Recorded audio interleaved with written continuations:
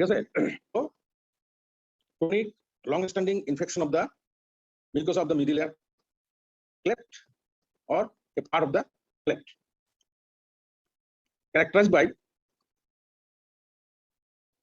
and a permanent perforation of the tympanic membrane. A perforation becomes epithelialized and leading to permanent perforation. It may be compared with a fistula, just a fistula. So definition of a permanent কখন হবে? যখন এটার age গুলো, margin গুলি covered by squamous epithelium and makes it like a fistulous tract. এখন আসো কোন ডিজিজের study করতে গেলে এপিডেমিওলজি দরকার আছে। ফার্স্ট হলো tubotympanic variety and second atticoantral variety. Tubotympanic কেন বলছি আমি? ওদিন তোমাদেরকে আমি বলছি যে anatomically anteroinferior part of mesotemporum and attached part of opening of the spherical tube. This part is called tubotympanic part. Whenever infection confined to this space, this is called tubotympanic variety, and this is a variety. As because there is no chance of serious perforation from here. Arekta theke epithelial variety. First of all, you should know that epithelium of the middle ear cleft.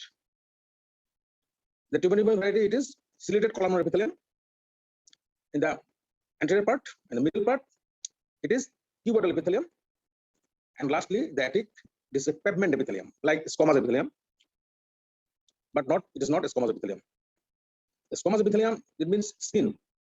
Whenever there is a squamous epithelium, there is cholesteatoma, and it is dangerous type. So we will discuss cholesteatoma another day. So today we are confined to the tubotympanic variety of media. It is the sequelae of acute otitis media. Acute otitis media যদি তোমার hill না হয় অথবা resolution না হয়, complication চলে যায়, তাহলে এটা হবে ক্রনিক সাবঅ্যাকুট otitis media. জেনারেলি আমরা 3 সপ্তাহ পরে অ্যাকুট otitis media 3 সপ্তাহ আমরা কন্টিনিউ করে 3 সপ্তাহ পরে এটাকে আমরা ক্রনিক সাবঅ্যাকুট otitis media করি। এগুলো এক নম্বরে। 2 নম্বরে আসলো ascending infection through the eustachian tube or infection from the tonsil, nose, sinus, adenoids. These are adjoining connected area to the middle ear through the eustachian tube. So any infection, any focus in this area may infect the middle ear and causes may provoke infection, continuous infection.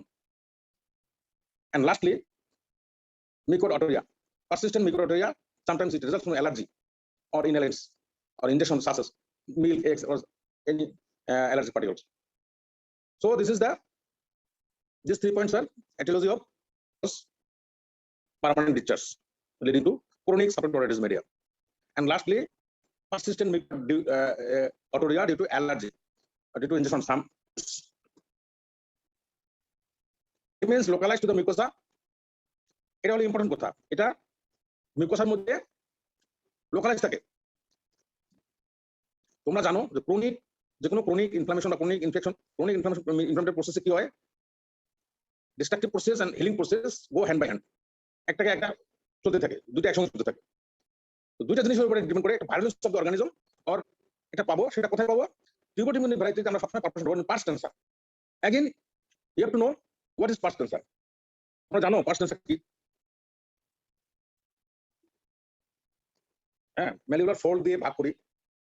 তো ম্যালিউলার ফোল্ডের anterior posterior ম্যালিউলার ফোল্ডের উপরে যে অংশটা থাকে এটাকে attic part বলে, আর ম্যালিউলার ফোল্ডের নিচে যে পার্টটা থাকে এটাকে আমরা পার্স টেন্সার বলি। Why it is called pars tensa? It is tense as there is 3 layers are এখানে here, so this is tense, and above the malleolar fold this fibrous layer is absent and it is somewhat lax, flaccid, so it is called pars flaccida. Okay, clear?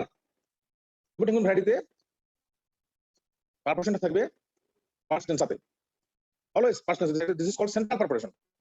Central perforation মানে হবে যে তোমার purse টেন্সার ভিতরেই থাকবে।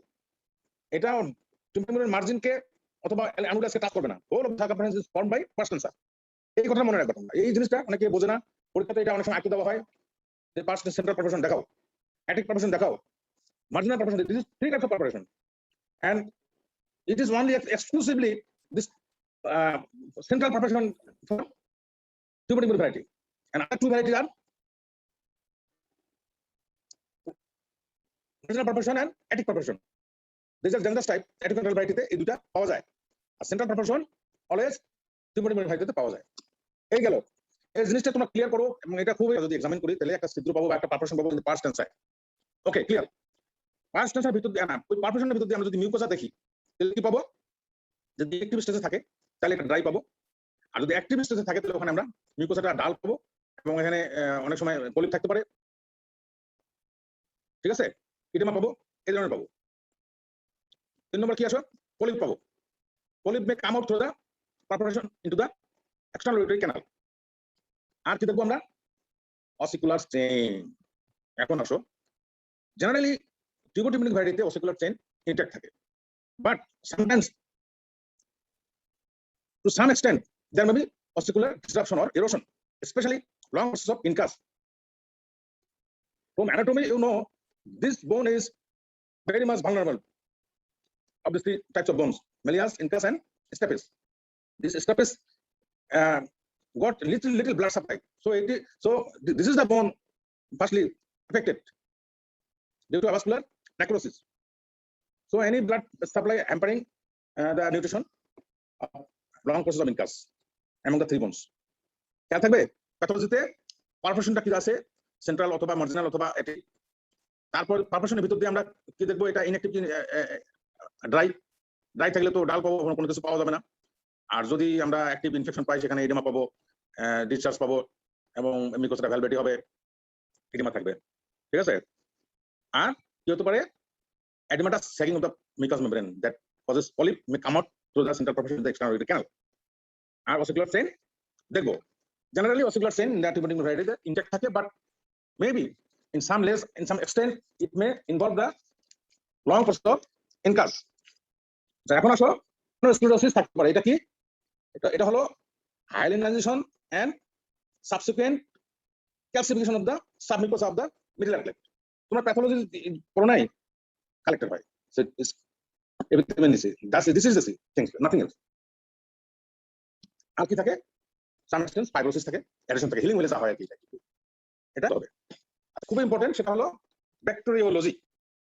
আমরা aerobic দুইটাই থাকে এখানে। অ্যারোবিকের মধ্যে কি কি থাকে? সুডোমোনাস, প্রোটিয়াস, ইকোলাই, স্টাফিলোকক্কাস। আর অ্যানারোবিক থেকে ব্যাকটেরিয়াস থাকে এবং অ্যানারোবিক স্ট্রেপ্টোকক্কাই থাকে।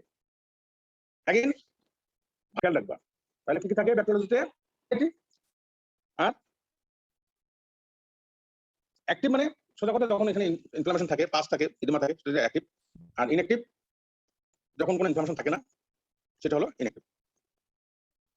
এটা তোমাদের খুব একটা দরকার নাই, তোমরা ওই পুরোনো ক্লাসিফিকেশন ওইটা ইউজ করো। এটা তোমাকে বলতে হবে বা জানতে হবে। এয়ার ডিসচার্জটা হতে পারে তোমার মিউকয়েড অথবা মিউকোপুরুলেন্ট, যে কোনো এক ধরনের হতে পারে, এবং এটা continuous, mostly it is intermittent. তোমরা জানো যে এই টিউবোটিউবিনিক ভ্যারাইটি এই ডিজিজটা বাচ্চাদের হয়, এবং এটা স্টেশন টিউব যাদের ডিসফাংশন থাকে তাদের ক্ষেত্রেই বেশি হয়। তো মোস্টলি এটা ভেরি করে সাইন সিমটমসটা, এটা আপার রেসপিরেটরি ট্র্যাক্ট ইনফেকশনের সময় এটা অনেক বেশি হয়, যেহেতু আপার রেসপিরেটরি ট্র্যাক্ট স্টেশন টিউবের সঙ্গে কানেক্টেড, এবং এটা যদি ইনফেকশন বেশি হয় স্টেশন টিউবের ফাংশন কিন্তু ডিসরাপ্টেড হয়ে যায়, এবং এটার জন্য এই সাবঅকুলার অর্গানিজম হয়। আর এটা হতে পারে কি, পারপারেশন হয়ে এদিক দিয়ে এক্সটার্নাল এনভায়রনমেন্ট থেকে তোমার ইনফেক্টেড ম্যাটেরিয়াল ওয়াটার গেল, তার জন্য ইনফেকশন হতে পারে। তাহলে ডিসচার্জটা কি ধরনের হবে? পুরুলেন্ট অথবা হতে পারে, অথবা মিউকোপুরুলেন্ট হতে পারে। Mostly it is intermediate, mostly বাচ্চাদের বেশি হয়, তখন দেখা যাবে যে তার কানে ডিসচার্জ আছে হচ্ছে। এইটাই তোমার কিন্তু তুমি বেশি পাবা, হিস্ট্রি নিয়ে বুঝবা। হ্যাঁ, যে বলবে যে যে আমার ওই হঠাৎ করে জ্বর হলো, ব্যথা হলো, কানে ব্যথা হলো, তারপরে কান দিয়ে পানি আসতেছে, অথবা এরকম বলবা হিস্ট্রি নিবা, বলে যে স্যার এরকম প্রায় হয়, যখন আমি ঠান্ডা লাগে তখনই আমার কান দিয়ে পানি আসে। এই হিস্ট্রিতে পাবা। This is the history. যে কোনো জিনিসের মেইন জিনিস হলো এটা একটা is mostly connected to hand loss, এবং এটা not more than 50 dB. 50 dB বেশি লস কখনো হয় না এটা। আর একটা প্যারাডক্সিক্যাল হিয়ারিং থাকে। প্যারাডক্সিক্যাল হিয়ারিং মানে তুমি যখন পারপারেশন থেকে ডিসচার্জ থাকে তখন কান দিয়ে ভালো শোনে। কেন? ওই যে রাউন্ড উইন্ডো শিল্ডিং একটা ব্যাপার আছে। তোমার হয়তো ফিজিওলজিতে হিয়ারিং এর ফিজিওলজি তোমার পড়ছো কিনা জানি না, সেখানে ফেস ডিফারেন্সিয়াল একটা জিনিস আছে। এই দুই জায়গাতে সাউন্ড তোমার একসঙ্গে হিট করে না। হ্যাঁ, অবর্ণনীয় আগে হিট করে, বললে সাউন্ড ওয়েভ দিয়ে ওটা দিয়ে কখনো দিয়ে পাস করে, এবং এই ওখানে যে ফ্লুইড আছে, ফ্লুইড মুভমেন্ট হয়, সেই মুভমেন্টটা ওখানে দিয়ে পাস করে আস্তে আস্তে এটা রিলিজ করে রাউন্ড উইন্ডো দিয়ে। আর যদি এটা হলো প্যারাডাই হবে, তখন এই ফেস ডিফারেন্স মেইনটেইন হবে না, পাস থাকবে না সেখানে, এবং সাউন্ড দুই জায়গাতে হিট করবে, তখন একটাকে একটা ক্যান্সেল করবে, তখন আর সাউন্ড প্রডিউস হবে না। পেশেন্ট তোমাকে বলবে স্যার আমার কান শুনে, this is conductive hearing loss, এবং এটা কখনো 50 ডিবি বেশি হবে না। সো দুইটা জিনিস পাইলা, একটা হলো এয়ার ডিসচার্জ, একটা হলো কন্ডাক্টিভ এয়ার লস। এখন আসো পারফরেশনে, আগেই বলছি, হ্যাঁ পারফরেশনটা আরেকটা সাইজ হতে পারে তোমার anterior to handle malleus, posterior handle malleus, ছোট, লার্জ, স্মল, টোটাল, সাবটোটাল, এরকম আমরা মানে ক্লাসিফাই করতে হতে পারে তোমার ডাল। অনেক সময় যদি গণেশন চুজ থাকে তাহলে হবে, আর যদি কিছু না থাকে, যদি ইনফেকশন না থাকে তাহলে এটা ডাল হবে। Middle ear first ideally examine the middle ear with microscope. মাইক্রোস্কোপে কি দেখবো আমরা, যদি ওখানে কোনো মাইক্রোস্কোপিক স্ট্রাকচার আমরা থাকে, ওখানে যদি আমরা তোমার গণেশন টিস্যু থাকে, তারপর এমনি কোনো কোলেস্টোমার কোনো থাকে, তাহলে সেটা আমরা ইনগ্রোথ থাকে, তারপরে পলিপ থাকে, সেটা আমরা দেখতে পাবো। খালি চোখের মাইক্রোস্কোপ এক্সামিন করলে আমরা ভালো দেখতে পাবো। আর একটা কি করবো, পিটিএ করবো, আমরা হিয়ারিং অ্যাসেসমেন্ট করবো। করলে কেন কি পাবো, কন্ডাক্টিভ হিয়ারিং লস পাবো, ঠিক আছে।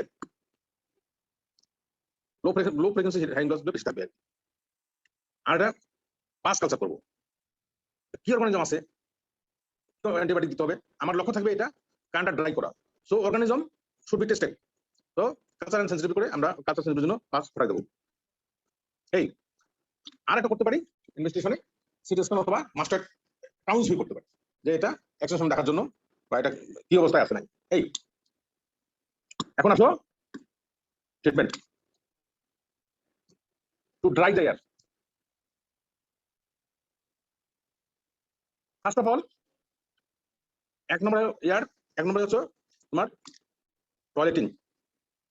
সেই টয়লেটিং আমরা কিভাবে করতে পারি, সিরিঞ্জিং করতে পারি, ড্রাই মপিং করতে পারি। সিরিঞ্জিং উইথ অ্যাসিডিক সলিউশন অথবা নরমাল স্যালাইন দিয়ে আমরা ইরিগেট করতে পারি, অথবা সিম্পল কটন দিয়ে প্রেসার দিয়ে আমরা ড্রাই মপিং করতে পারি। এক নম্বর গেল। 2 নম্বর আসলো একটা অ্যাপ্রোপ্রিয়েট এয়ার ড্রপ আমরা দেবো। এয়ার ড্রপ কি হতে পারে, পলিমিক্সিন হতে পারে, বেসিটিন হতে পারে, নিউমাসিন হতে পারে, এন্ড ক্লোরমাইসিন হতে পারে, জেন্টামাইসিন হতে পারে। এবং এর সঙ্গে আমরা কি দেবো, স্টেরয়েড থাকতে পারে, ডেক্সামেথাসোন। কি হবে, স্টেরয়েড লোকালি ইডিমা কমাবে, ঠিক আছে। এই দেয় পেশেন্ট সুপাইন থাকবে, আর এয়ারটা থাকবে যেটা affected ear in the position. introduce air drop into the air canal and give pressure over the tragus so that air drop enter into the interior of the canal, ঠিক আছে। এইভাবে 3 থেকে 4 বার আমরা air drop দেব। এখন আসো এরপরে আসো তোমার অলরেডি না অ্যান্টিবায়োটিক দিতে হবে, প্রপার অ্যান্টিবায়োটিক। ওই যে কালচার পাঠাইছো ওটা অনুযায়ী তোমার এটা চেঞ্জ করে দিতে হবে। প্রথমে একটা বোর্ডের অ্যান্টিবায়োটিক দিয়ে দিবা, তারপরে কালচার অনুযায়ী সেটা চেঞ্জ করবা। এখন আসো সবচেয়ে বড় কথা, আর রেজিস্ট্রেশন ফাংশনটা রেজিস্টার করার জন্য সিস্টেমিক তোমার ডিকনসিস্টেন্ট অ্যান্টিহিস্টামিন আর লোকাল ডিকনসিস্টেন্ট জালিমেট্রাজোলিন ড্রপ দিতে হবে। আর পেশেন্টকে কিছু প্রিকশন, এটা সবচেয়ে বড় কথা হলো এটা, যে patient anyhow patient should not allow water into the air. সেটা কিভাবে হোক না কেন, সেটা নাকের ভিতর দিয়ে হোক, মুখের ভিতর দিয়ে হোক, অথবা এক্সটার্নালি থ্রু দ্য পারফেশন হোক। পেশেন্টকে বলতে হবে যে নদীতে পুকুরে নেমে গোসল করতে পারবেন না, আর গোসল করার আগে অবশ্যই এয়ার প্লাগ, অথবা যদি এয়ার প্লাগ না থাকে তুলার মধ্যে সরিষার তেল চিবাইয়া টাইট করে দেবেন। কেন তেল, যেহেতু তেল এবং পানি মেশে না সেহেতু তেল দিতে হবে। আর তেল না দিলে কি হবে, শুকনো তুলা এয়ার ওয়াটার শক করবে, শকের ভিতরে নিয়ে নেবে, ফলে ডেঞ্জারাস, ওয়াটারের ভিতরে গেলে ইনফেকশন বেশি হবে, কখনো ফিল হবে না। আর কিছু কন্ট্রিবিউটিভ ফ্যাক্টর আমরা যদি দেখবো, ফোকাস যদি থাকে, ওখানে অ্যাডেনয়েড থাকে, ওখানে রাইনাইটিস থাকে, সাইনোসাইটিস থাকে, ফেরিনজাইটিস, টনসিলাইটিস, এগুলো ট্রিটমেন্ট করতে হবে। করার পর যদি যখন হিল হয়ে যাবে, কান ড্রাই হয়ে যাবে, তখন পার্মানেন্ট চিকিৎসা আমাদের করতে হবে। সেটা হলো to cover the tympanic membrane, myringoplasty should be done. এটা কি করি আমরা, এখানে টেম্পোরালিস ফাঁসা নিয়ে আমরা পারফরেশনের উপর দিয়ে দিলে এটা জাং হিসেবে কাজ করে। ওর উপরে যে মিউকোসা থাকে, ওর উপরে স্কোমাস এপিথেলিয়াম আস্তে আস্তে গ্রো করে, এবং এই যে আমরা গ্রাফ নিলাম, এটা অ্যাবজর্ব হয়ে যায়। দিস ইজ দ্য মেকানিজম, ঠিক আছে। This is reconstructive surgery. আর যদি সেখানে অসিকুলার চেইন ডিসরাপশন থাকে, তাহলে আমরা অসিকুলার ডিসরাপশনটা কারেক্ট করতে হবে। এটা ট্রাগাস কার্টিলেজ থেকে অথবা সেপ্টাল কার্টিলেজ থেকে বোন নিয়ে এই অসিকুলার চেইনটা রিকনস্ট্রাক্ট করতে হয়, ঠিক আছে। and atikeventral. টিউবোটিম্পানিকটা কেন ডিস্ট্রাকশন টিউব এবং anterior part of the tympanic cavity বা মিডিলার এজন্য এটাকে টিউবোটিম্পানিক বলছে এবং এটা safe type as because there is no dangerous complication from this disease. আর আরেকটা আছে যেটা ডেঞ্জারাস অ্যাটিকভেন্ট্রাল ভ্যারাইটি, ওটা আমরা পরে পড়বো। আর অ্যাটিলোজিম প্যাথোলজি তোমরা জানাই আছে, যেগুলো বললাম দেখতে হবে, টিম্পানিক মেমব্রেন দেখতে হবে, মিউকোসা দেখতে হবে। ট্রিটমেন্টে আসো, ট্রিটমেন্ট কি করবা? এয়ার টয়লেটিং করতে হবে, লোকাল অ্যান্টিবায়োটিক ডোজ দিতে হবে উইথ স্টেরয়েড, অ্যান্টিবায়োটিক দিতে হবে, তারপরে তোমার ডিকনজেস্ট দিতে হবে সিস্টেমিক এবং লোকাল। ফাইনালি আমরা এয়ার ড্রাই হলে রিকনস্ট্রাকটিভ সার্জারি করব, that is called myringoplasty to seal the perforated tympanic membrane. আর একটা জিনিস মনে রাখবা, tubotympanic variety always central perforation থাকবে, এটা একেবারে মানে বাইবেল। যদি ক্রনিক সাপোরেটিভ অর্ডারিস মিডিয়া, ঠিক আছে? তো কেন বলা হয়েছে স্টেশন টিউবের রিলেশনে যে টিউবানিক ক্যাভিটিতে থাকে অ্যান্টেরিয়র পার্টটা, এটাকে নিয়ে এবং টিউবানিক এবং স্টেশন টিউবের যে টিউবানিক এন্ডের যে পার্টটা, এই জায়গাটাকে টিউবোটিম্পানিক টাইপ বলা হয়েছে। হ্যাঁ, কারণ এখানে যেটা প্যাথোলজি হয় সেটা মোটামুটি আনসেফ, সেফ, কোনো সিরিয়াস কোনো কমপ্লিকেশন হয় না, যার জন্য এটাকে টিউবোটিম্পানিক অথবা সেফ ভ্যারাইটি বলা হয়। আচ্ছা, এটার প্যাথোলজি ওইদিন জানা আছে, এটিওলজি আমি বলছি। আর মাইক্রো অর্গানিজম তোমাদের অ্যারোবিক অ্যানারোবিক সবগুলো একটা পারফোরেশন থাকবে, এটা সেন্ট্রাল পারফোরেশন। আর ডিসচার্জটা থাকবে ইন্টারমিটেন্ট, হয়তো দেখা যাবে কারণটা ডিসচার্জটা কখনো নাই, ইনএক্টিভ, একেবারে ড্রাই একটা পারফোরেশন পাবা, আর কিছু পাবা না। আর অসিকুলার চেইন এটাতে ইনটেক্ট থাকে মোটামুটি, মিনিমাম ডিগ্রি অফ ইরোশন থাকতে পারে, সেটা মোস্ট ভালনারেবল পার্ট, মনটা হচ্ছে লং কোর্স অফ ইনকাস। আর মিউকোসা আর installation preferably mixed with steroid, neomycin, polymyxin, gentamicin, এবং এখন তো সিপ্রোফ্লক্সাসিন ড্রপ পাওয়া যায়। ড্রপ দেওয়ার নিয়ম হচ্ছে যে পেশেন্টকে কানটা আফেক্ট করাবা এবং ড্রপ দিয়ে ওই ট্রাগাসের মধ্যে প্রেসার দিতে হবে যাতে ড্রপটা ভিতরে চলে যায়। এভাবে দিনে 3-4 বার ড্রপ দিবা, এই হলো। আর স্টেশন টিউবের ফাংশন নরমাল করার জন্য আমরা সিস্টেমিক অ্যান্টিবায়োটিক আর সিস্টেমিক ডিকনজেস্টেন্ট যেটা অ্যান্টিহিস্টামিন আর লোকাল ডিকনজেস্টেন্ট জাইলোমেটাজোলিন ড্রপ দেই, ঠিক আছে? আর কি করি, পেশেন্টকে কিছু জিনিস অ্যাভয়েড করতে বলি, সেটা হলো strict avoidance of entry of water into the ear, মানে কোনোভাবেই যাতে রিপিটেড ইনফেকশন না হয় সেটাকে আমরা সিল করে দেবো। এটা একটা অপারেশন আছে, এটার নাম হচ্ছে মাইরিঙ্গোপ্লাস্টি।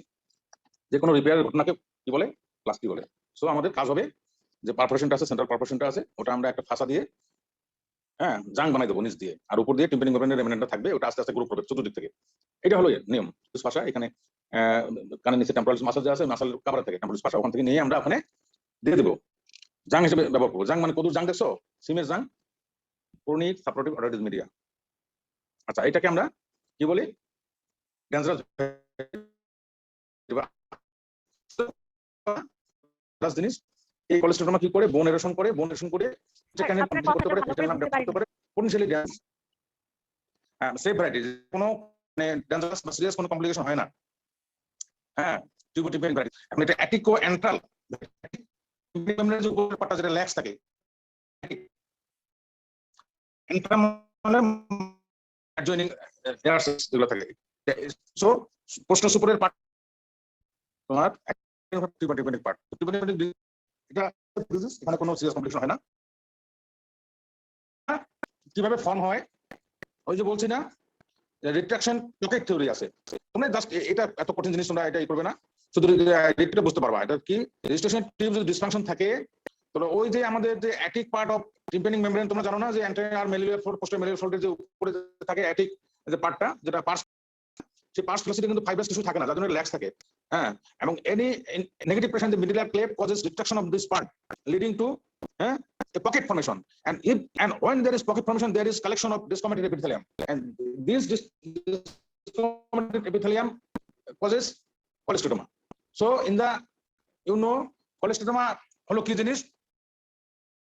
Skin in the wrong place, skin in the middle ear, সোজা কথা। ডিসকমেন্টেড এপিথেলিয়াম যেখানে জমা হবে ওখানে কোলেস্টেরল ফর্ম হবে। সো একটা থিওরি হলো তোমার রিট্রাকশন পকেট থিওরি, এই যেটা বললাম যে ডিস্টেশন টিউব ডিসফাংশন থাকলে যে negative in the middle ear cleft, as because there is absorption, there is negative pressure, and this negative pressure causes retraction of the tympanic membrane of the attic part. হ্যাঁ, বা অ্যাটিওলজি যেটা বললাম ওইটাই। ক্লিনিক্যাল ফিচারে আসো।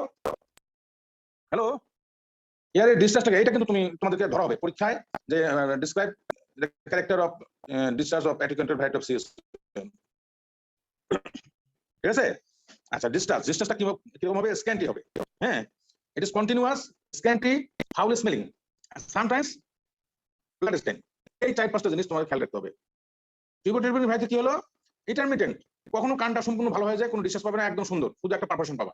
কিন্তু অ্যাটিকুয়েন্ট্রাল ভ্যারাইটিতে কখনো এয়ার ড্রাই হবে না, আর ওইরকম প্রফিউজ ডিসচার্জ পাবা না।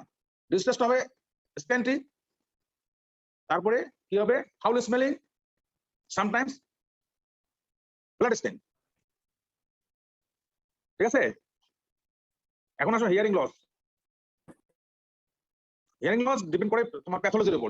যদি ধরো তোমার অনেক সময় হিয়ারিংটা বেশি থাকে, ভালো থাকে, কোলেস্টোমা যদি ব্রিজিং করে, ধরো কোলেস্টোমা ওখানে আছে, এখন ধরো তোমার একদম টিম্পানিক মেমব্রেন থেকে ফুট প্লেট পর্যন্ত তোমার কোলেস্টোমা থাকে, তাহলে এটা একটা ইয়ে হিসেবে কাজ করে, ব্রিজ হিসেবে কাজ করে। হ্যাঁ, এটা তোমার মানে প্যাথোলজি থাকা সত্ত্বেও দেখা যাবে যে হিয়ারিংটা ভালো হচ্ছে, বাট এটা আসল কিন্তু তার হিয়ারিং না, কোলেস্টোমা থাকার জন্য সাউন্ডটা পাস করছে। এটা হলো কথা। হিয়ারিং লস আগে থেকে ব্লিডিং থাকতে পারে, অনেক সময় ব্লিডিং হয়। এখন আসো, এগুলো হলো সিমটম। যার ডিসচার্জ থাকবে পাবা, একটা পারফরমেশন পেতে পারো অ্যাটিকুয়েন্ট্রাল টাইপ, মার্জিনাল অথবা অ্যাটিকে পারফরমেশনটা পাবা। এই যে দেখো, হ্যাঁ, যদি অ্যাটিকুয়েন্ট্রাল ভ্যারাইটি হয়, পারফরমেশনটা হবে মার্জিনাল, মানে এটা অলওয়েজ তোমার এই অ্যানুলাস থেকে তোমার বোনকে ইনভলভ করবে। আর সেন্ট্রাল পারফরমেশন যেটা টিউবোটিউবিন ভ্যারাইটি হয়, ওটা কখনো তোমার বোন ইনভলভমেন্ট হবে না।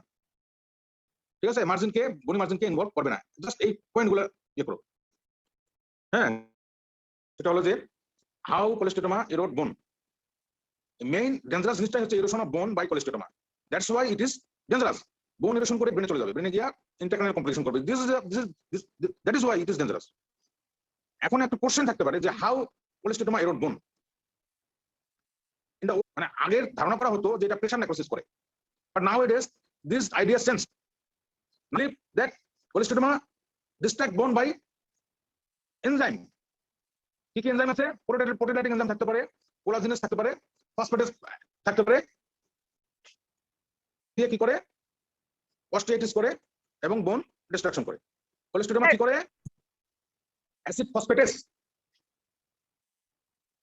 Plastic cells or other mononuclear inflammatory cells. Clear? বলবো অনেক সময় গ্রানুলেশন টিস্যু এখানে granulation tissue is the pathology of. কারণ গ্রানুলেশন টিস্যু কেন থাকে এখানে, আমরা একটা জিনিস বলছি না, গ্রানুলেশন টিস্যুটা কি হিলিং প্রসেস। তাহলে ক্রনিক ইনফ্লামেশনে সবসময় কি হয়? হিলিং এবং ইনফ্লামেশন সাইড বাই সাইড চলে। ঠিক আছে? এই জন্য গ্রানুলেশন টিস্যু পাবা এখানে। ওই গ্রানুলেশন টিস্যু থেকেই কিন্তু ব্লিডিংটা হয়। ঠিক আছে? এক্সোপিক এক্সামিনেশন করতে পারি। ঠিক আছে? আর টিউনিং ফর্ক টেস্ট করলে কি পাওয়া যাবে? এখানে কন্ডাক্টিভ ডিফনেস পাওয়া যাবে। ঠিক আছে? এক্সরে মাস্টার্ড আমরা করতে পারি, এখানে করলে কি পাওয়া যাবে? হ্যাঁ, একটা মানে রাউন্ডেড একটা ইয়ে পাওয়া যাবে, শ্যাডো পাওয়া যাবে, উইথ স্ক্লোরস মার্জিন পাওয়া যাবে। আর সিটি স্ক্যান করলে বোন ডিস্ট্রাকশন দেখা যাবে, এক্সটেনশন সবকিছু দেখা যাবে। সেই ব্যাকটেরিয়াটা কি ধরনের ব্যাকটেরিয়া, এটা কালচার দেবো, কন্টিনিউয়াস পেইন থাকবে, থ্রোবিং পেইন থাকবে। ঠিক আছে? আটাইও থাকবে, যেহেতু এখানে আমাদের কি আছে, ইনার এয়ারে সেমিসার্কুলার ক্যানেলগুলি আছে, সেগুলি এফেক্টেড হবে, যার জন্য কি হবে? তার আটাই হতে পারে এবং তার হেডেক থাকতে পারে। হ্যাঁ, তারপরে তার ফেভার থাকতে পারে, এই জিনিসগুলো থাকতে পারে। আর থাকবে কি? ফেসিয়াল প্যারালাইসিস থাকবে, যেহেতু এটা বোন রেশন করে, বনি ক্যানাল অফ ফেসিয়াল নার্ভকে ইনভলভ করে, যার জন্য অনেক সময় ফেসিয়াল প্যারালাইসিস নিয়ে পেশেন্ট আসতে পারে। এই এখন আসো ট্রিটমেন্টে এটা তোমার এখানে কনজারভেটিভ ট্রিটমেন্টের কোনো স্কোপ নাই। ফার্স্ট কথা, ক্লিয়ার কাট আমার কথাবার্তা, এখানে কনজারভেটিভ ট্রিটমেন্ট আমরা করবো না। আমরা প্ল্যান করবো সার্জারি করার জন্য। কি সার্জারি? Mustard surgery. কি ধরনের সার্জারি আছে? মাস্টার্ড সার্জারি কি আছে? হ্যাঁ, মাস্টার্ডেক্টমি। হ্যাঁ, মাস্টার্ড সার্জারি কি কি আছে? কর্টিক্যাল মাস্টার্ডেক্টমি আছে, আর মাস্টারটমি আছে, আর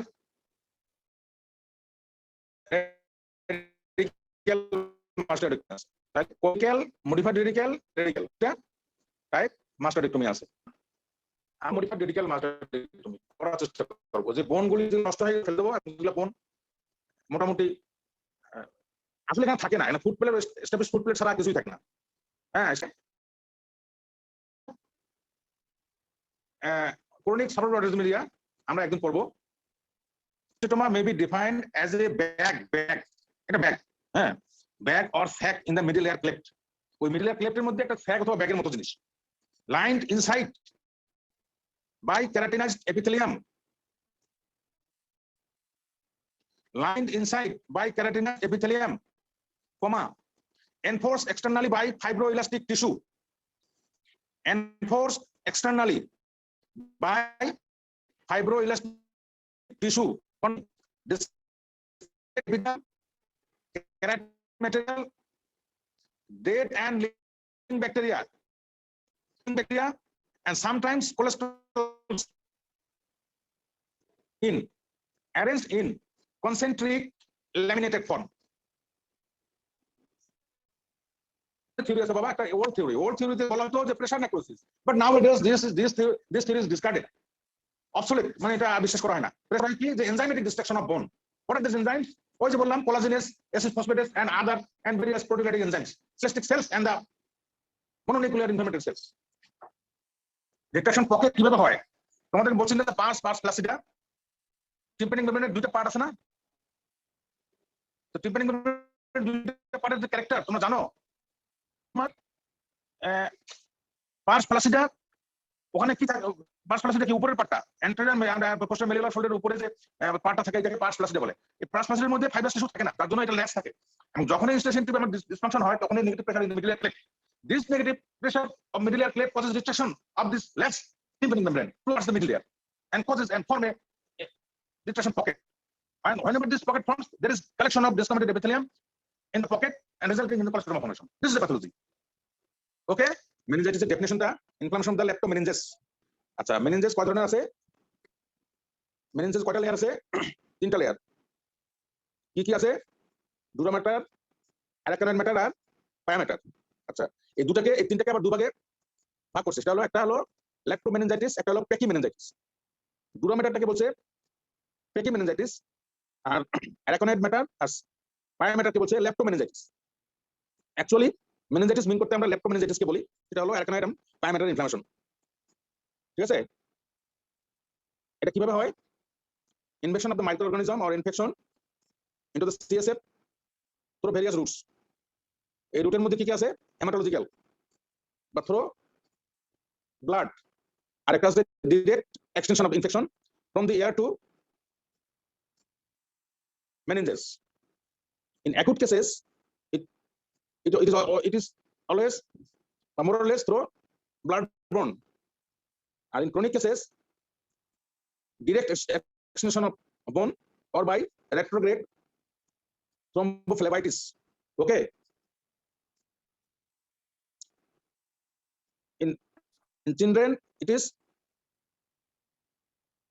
due to acute complication through blood or blood-borne infection in acute,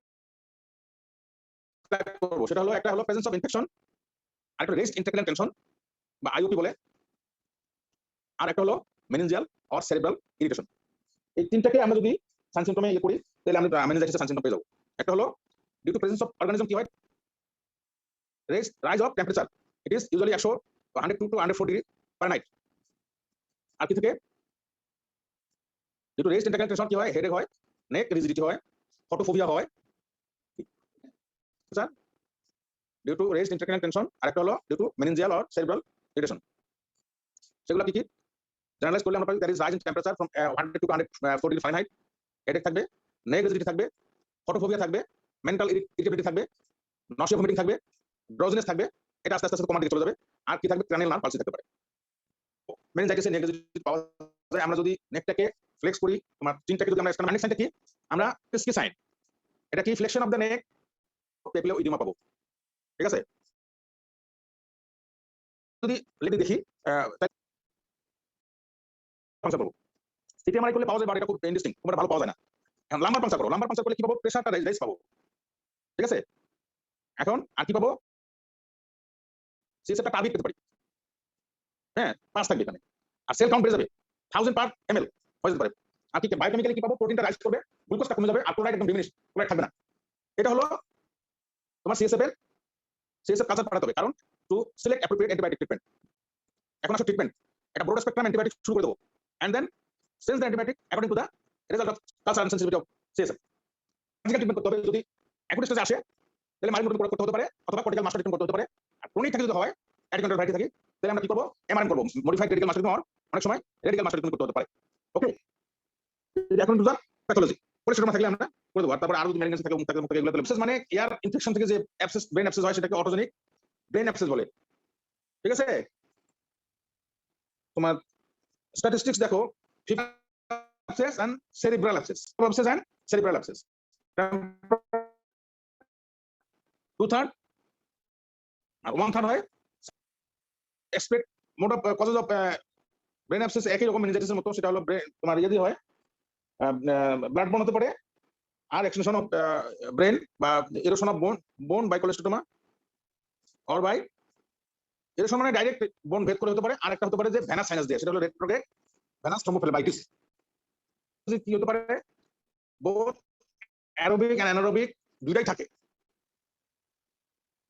অ্যারোবিকের মধ্যে কি কি আছে, streptococcus, beta haemolyticus, staphylococcus, haemophilus influenzae, না influenzae, streptococcus, beta haemolyticus, streptococcus pneumoniae, staphylococcus, proteus, E coli, pseudomonas. And অ্যানারোবিকের মধ্যে কি কি থাকে, peptostreptococcus, bacteroides fragilis and haemophilus influenzae. খেয়াল করো, there are 4 stages of brain abscess. Stage 1, stage of invasion, stage of invasion and then stage of localization, ওখানে ঢোকার পরে ওখানে সেটেল হয় একটা জায়গার মধ্যে, this is called stage of localization. Clinical features গুলি আমরা দুইটা হেডিং এ ভাগ করব, একটা হলো raised intracranial tension আর those due to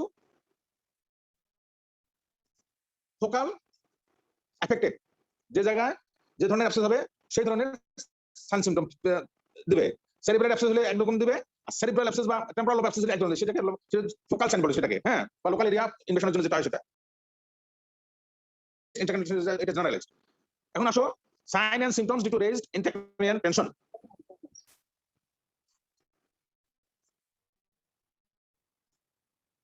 হ্যাঁ, ইট ইজ ওপেন সিভিয়ার, অনেক সময় এটা খুব বেশি হবে, মর্নিং এ বেশি হয়। তারপর নসিয়া এন্ড ভমিটিং থাকতে পারে। লেভেল অফ কনসিয়াসনেসটা ডিটেরিয়েট করবে, এটা কমার দিকে চলে যেতে পারে। হ্যাঁ, আর এক্সন করলে আমরা যে পেপিলোডোমা পাবো, আর কি থাকবে, পালসটা তার স্লো হয়ে যাবে এবং টেম্পারেচারটা কমে যাবে, সাবনর্মাল টেম্পারেচার। তাহলে এখন দেখো, due to rest intracranial tension কি হয়, headache, nausea and vomiting, low level of consciousness features. Temporal lobe হলে কি কি তুমি ফাইন্ডিংস পেতে পারো, এক নম্বরে নমিনাল অ্যাফাসিয়া। নমিনাল অ্যাফাসিয়াটা কি, পেশেন্ট একটা জিনিসের নাম বলতে পারবে না। নমিনাল মানে নেম, অ্যাফাসিয়া মানে কথা বলতে না পারা। তাহলে নমিনাল অ্যাফাসিয়া মানে একটা জিনিসের নাম তার স্মৃতিশক্তি বলতে পারবে না, একটা জিনিসের নাম বলতে পারবে না। ধরো একটা পেন, এটা সে নামটা বলতে পারবে না। হেমিয়ানোপিয়া, তার যে ভিজুয়াল ফিল্ডটা তার নষ্ট হয়ে যাবে, এটাই শুধু মনে রাখো। আর কি হবে, কন্ট্রোল্যাটারাল মোটর প্যারালাইসিস। ইউজুয়ালি কি হয়, upward speed of abscess, face is involve first followed by arm and leg. ওই যে একটা ছবি আছে না লাভ বেলিতে, দেখো ব্রেনের ওখানে পা থেকে মুখ পর্যন্ত একটা ছবি আছে, ব্রেনের একটা সেরিব্রালের একটা পার্টে। কন্ট্রোল্যাটারাল মোটর প্যারালাইসিস বলে এটাকে। নরমালি কি হয়, upward spread of abscess, face is involve first followed by the arm and leg. ঠিক আছে, আসবে। আর কি হয়, inward spread toward internal capsule, involve the leg first. Patient অনেক সময় ফিট মানে পড়ে যাবে। আর কি, পিপুলারি চেঞ্জ হবে, অকুলোমোটর পালসি, অকুলোমোটর যে মাসেল, সেই মাসেলগুলি প্যারালাইজ হওয়ার জন্য পিপুলারি চেঞ্জ হবে। টেনশন, সেরিব্রাল অ্যাবসেস বা টেম্পোরাল লোবে যে ইনভলভমেন্টের জন্য যে সাইন সিম্পটম হবে সেটা বললাম। এক নম্বরে নমিনাল অ্যাফাসিয়া মানে নাম সেরিব্রাল অ্যাবসেস, তো আগে তো বলছি যে দুই ধরনের অ্যাবসেস হতে পারে, সেটা হলো cerebral and temporal lobe. Temporal অ্যাবসেসের জন্য বললাম, এগুলো কিন্তু সবগুলো তোমার ফোকাল সাইন, দুই ধরনের। এটা হলো একটা টেম্পোরাল লোব অ্যাবসেস, আর এটা হলো তোমার সেরিব্রাল। সেরিব্রাল অ্যাবসেসের জন্য বলবো এটা হেড হতে পারে। তারপরে নিস্টেগমাস হতে পারে। হ্যাঁ, নিস্টেগমাসটা কি? তোমার ইনভলন্টারি oscillatory movement of the eyeball. তোমরা মেডিসিন এটা পড়ছো, এটা নিস্টেগমাস হতে পারে। ঠিক আছে, আর কি হতে পারে? হাইপোটোনিয়া হতে পারে। Ipsilateral past pointing and intention tremor. Cerebellar abscess, সেরিবেলামে যদি হয় এই পরে যে জিনিসগুলো বললাম, পরে যে সেন্সেন্সগুলো বললাম এরকম হতে পারে। এটা থাকতে পারে, নিস্টেগমাস থাকতে পারে, ইপসিলেটারাল হাইপোটোনিয়া থাকতে পারে, অথবা উইকনেস হবে আর অ্যাটাক্সিয়া হতে পারে। পেশেন্ট একদিকে পড়ে যাবে, পেশেন্টকে শুধু স্ট্রেট লাইনে হাঁটতে বললে সে পারবে না। হ্যাঁ, ইপসিলেটারাল অ্যাটাক্সিয়া হতে পারে, আর ডিসডাইনোকাইনেসিয়া, র্যাপিড পোনেশন এন্ড সুপাইনেশন পারবে না করতে। ওকে, তোমরা এটা কঠিন করার কোনো দরকার stand of investigation of brain abscess, CT scan of brain. ঠিক আছে, সিটি স্ক্যান করলে আমরা ব্রেন অ্যাবসেস পাবো। বাট লাম্বার পাংচার করার সময় এক্ষেত্রে সাবধান হতে হবে। কোনিং হতে পারে। কোনিং জিনিসটা কি? হ্যাঁ, herniation of the brain stem. Dangerous জিনিস। ব্রেন স্টেমে কি থাকে? সব ভাইটাল সেন্টারগুলো থাকে। এখন সিএসএ প্রেশার রেস্ট হওয়ার জন্য তুমি যদি টান দাও তাহলে কি হবে? ওদিক দিয়ে তোমার কোনিং হয়ে যেতে পারে, তোমার ব্রেন স্টেমটা নিজের প্রমাণ ম্যাগনাম দিয়ে ভিতরে চলে যেতে পারে নিচে। ঠিক আছে, তাহলে ওখানে যে সেন্টারগুলো থাকে, ভাইটাল সেন্টারগুলো থাকে মানুষের জীবন বাঁচানোর জন্য, রেসপিরেটরি সেন্টার। ট্রিটমেন্ট দুই ধরনের আছে, মেডিকেল ট্রিটমেন্ট আর সার্জিক্যাল ট্রিটমেন্ট। মেডিকেল ট্রিটমেন্ট ওই যেভাবে বলছিলাম, মেনিনজাইটিসের বোটোসিন অ্যান্টিবায়োটিক। আর সার্জিক্যাল ট্রিটমেন্টে তোমার রিপিটেড বারহোল থ্রো এ তোমার স্টেরাইল এরিয়া, রিপিটেড বারহোল, যেটা নিউরো সার্জারি করে। এটা তোমাদের শুনে এরিয়া